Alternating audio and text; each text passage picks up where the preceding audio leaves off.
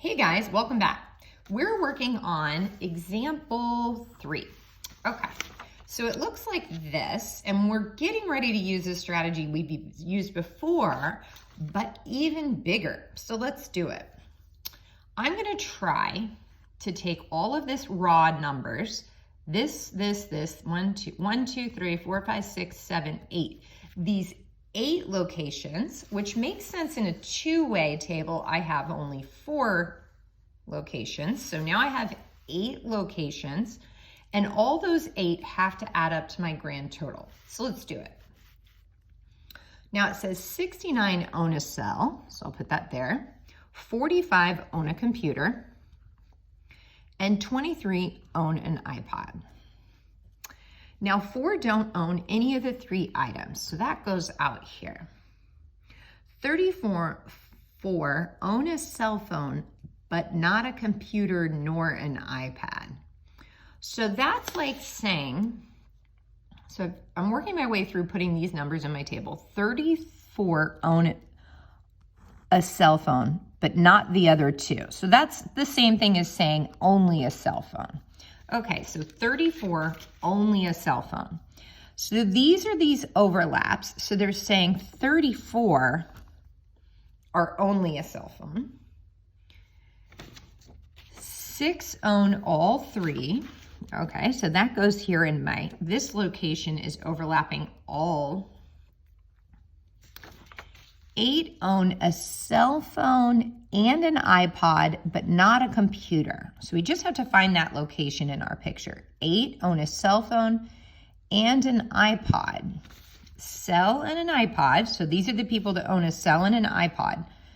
8 own that, but not a computer. So that's this location here, right there. These 8 people fit right there. 2 own only an iPad.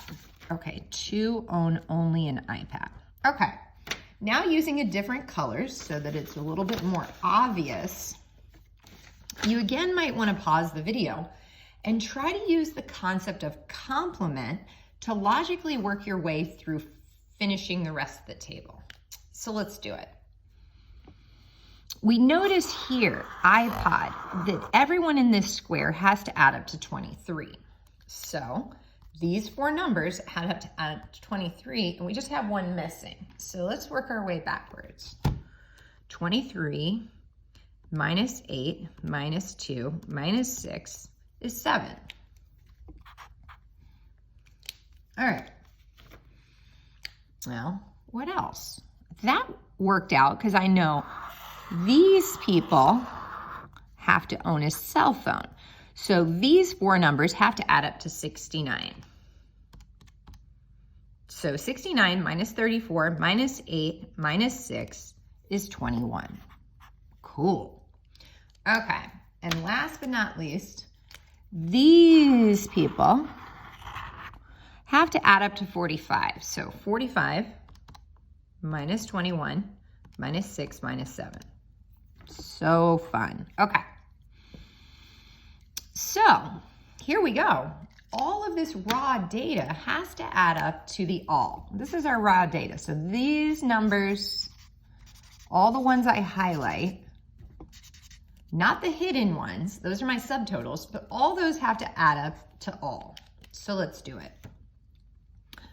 These are 69, and then you can do this the long way, but we know everybody in there is 69. So that's 69 plus these extra.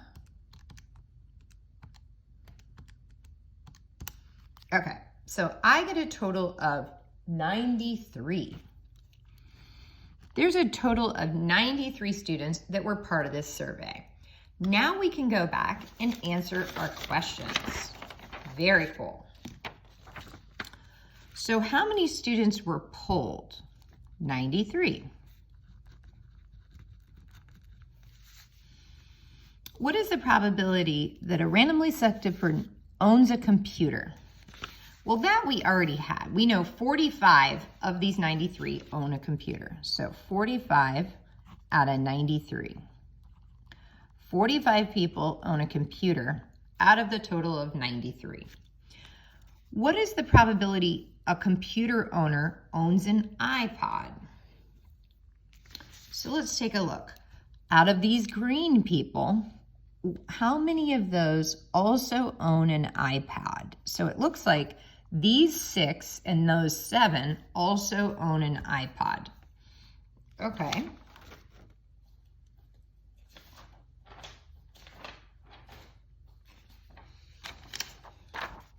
So I've actually, before I made the video, I wrote it out like this, and this might be useful. Like I said, for A, I can add up all these raw numbers.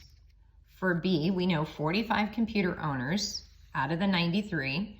And C, we know those 6 and those other 7 were dual owners of iPod and computers. Okay. D, what is the probability a randomly selected pool student owns an iPod or a cell phone?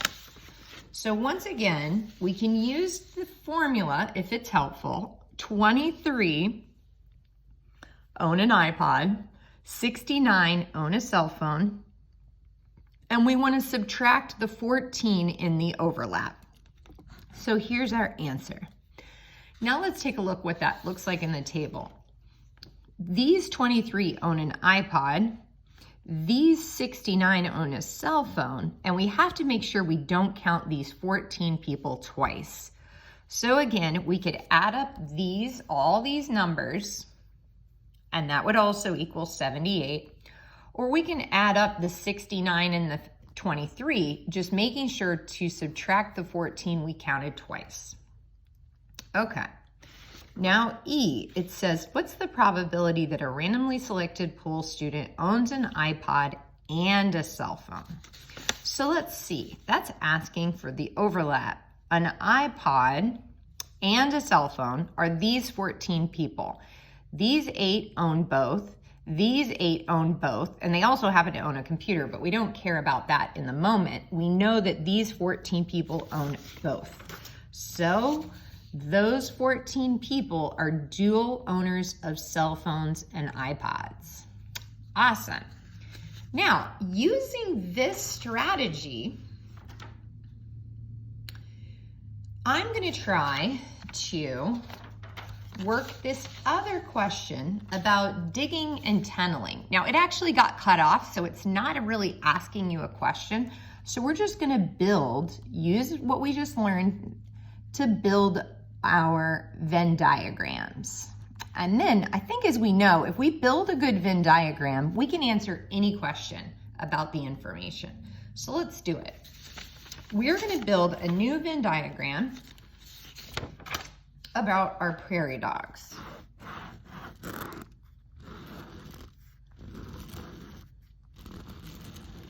Okay. Now, it says Dr. Schlabanova-Chikoff from Northern Arizona University has worked with these prairie dogs, and he's found that they have distinctive vocabs and barks, and we studied them to see if their behaviors would tell us anything.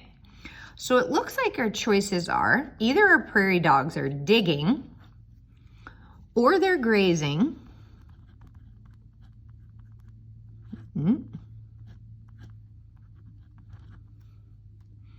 or they're barking/talking, or none of the above. So let's look about all of our raw data. When we observe our prairie dogs, these are all the possible things. And living outside is all of the prairie dogs I talked to. Now, the beauty of percentages is we can imagine that we only saw 100 prairie dogs. So here we actually know, since we're dealing with percentages, that we're supposed to assume 100 of the dogs are prairie dogs.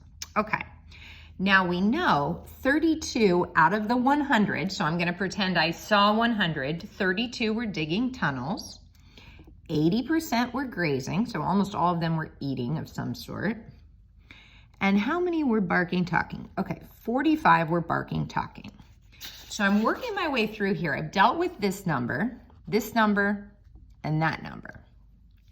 Okay, now another easy one I like to put in here is doing how many were doing all three. So Grazing, barking, and digging is 15 out of the 100. So I'm going to put a 15 there. Okay. Now it says 35 were grazing and barking. So 35 were doing both grazing and barking. So this would have to be 20. Now notice I did a little math there. So that wasn't a number I was given. That's a number I had to come up with using logic. So they gave me the number 35. We're doing both grazing and barking, which means that must be 20. Okay. What else?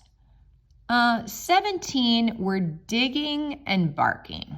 So 17 were digging and barking, which means that would have to be 2, right? Because 17 were digging and barking. Okay. And then it says 10% were only digging.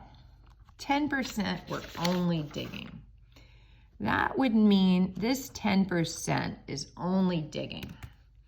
Now I already see something cool here. Everyone in this green circle has to add up to 32.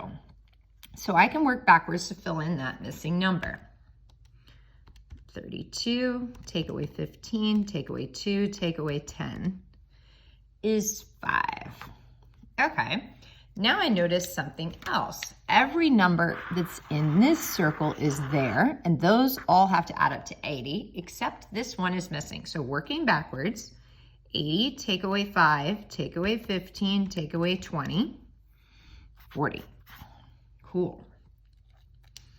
Now last but not least, we have, these have to add up to 45. Take away 15, take away 20. So that's got to be 8. Now, last but not least, certainly not least, we know since we started out with percentages, all these numbers and the none have to add up to 100. So let's do it. Adding them all up.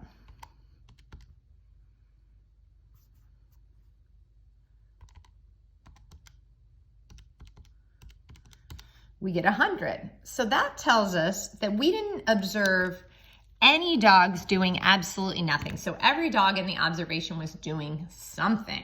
That's all I'm looking for in example 3 on the back, is to merely build the Venn diagram.